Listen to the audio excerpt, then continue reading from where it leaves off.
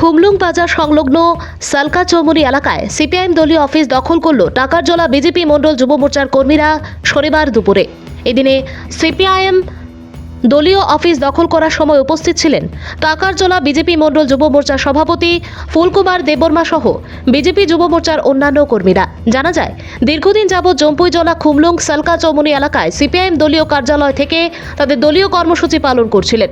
শনিবার দুপুর আচমকাই সিপিআইএমের দলীয় অফিস দখল করে নেয় বিজেপি যুব মোর্চার কর্মীরা।